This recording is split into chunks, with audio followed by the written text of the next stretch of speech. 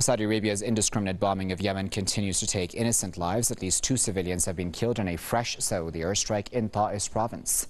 According to Yemen's Al-Masirah television network, a woman and her daughter were killed while the husband was severely injured after a Saudi warplane hit a residential area in the Salou directorate. Earlier, Yemeni snipers killed at least 2 Saudi soldiers in the kingdom's Jizan region. Yemenis say they will continue their retaliatory attacks unless Riyadh stops its deadly aggression against their country. The Saudi war on its southern neighbor has killed more than 13,800 Yemenis, many of them women and children, since 2015.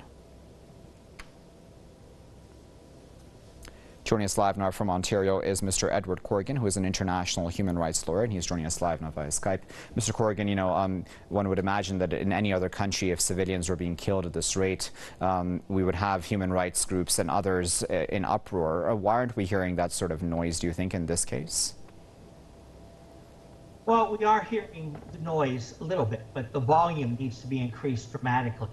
The United States military is supporting the Saudis in their war of aggression against Yemen, and as a result, the North American media and the Western media is not focusing enough attention to this horrific and developing and increasingly disastrous human rights crisis, or humanitarian crisis, lack of food, lack of medicine, lack of fuel, which is occurring in Saudi Arabia.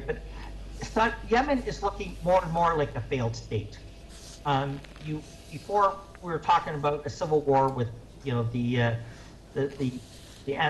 Hutus and the Ansar movement, and also allied with former President Salou. They had a breakdown where now President Salou has been killed, and there's the alliance between the Hutus and the movement is very much up in the air. But what is also sort of interesting and frightening at the same time is that the Hadi alliance is split between and separatists have seized Aden. They've formed the Southern Transitional Council, but they have basically captured Aden, and the last report I saw was that Hadi's government was locked up in one single building in Aden. So you've got a split between the Southern Transitional Council, which is backed by the United Arab Emirates, which is attacking the Saudi-backed former President Hadi. So you've got 2 splits there between the group. And then you've got also Al-Qaeda, which in the power vacuum is now also asserting itself and is acting against the people of Yemen, and certainly against both parties, and is trying to establish sort of their Islamic state, or whatever the version that they would call it, in Yemen. So you've got at least 5 parties, and there's other regional actors that have little in common, other than they're taxing and making money out of the civil war. There's like a civil war economy has developed. But the split now between the Hadi groups, between UAE and Saudi Arabia, is most significant.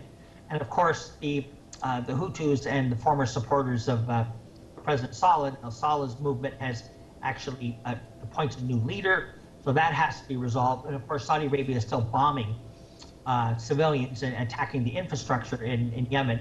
So we've got this horrific humanitarian crisis that's largely man-made. It's brewing.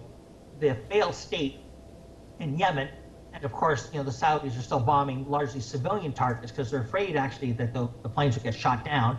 And of course, the government in Sana'a is still defending itself, and of course, even attacking Saudi soldiers and mercenaries in Yemen and also in Saudi Arabia. And they've even sent military raids into Saudi Arabia itself.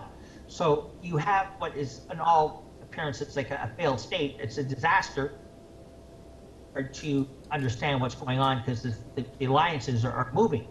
I haven't, the fight between the United Arab Emirates and their group that they're supporting versus the Saudis is like I said, is a very, very interesting but also dangerous development.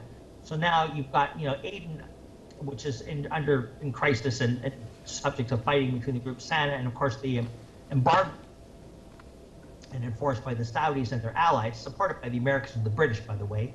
So you have what is increasingly looked like a failed state with humanitarian disaster, with millions of women and children and other innocent civilians on the verge of starvation and death. Very well, Mr. Corrigan, we'll leave there at that, but of course, as always, we appreciate you sharing your insight with us.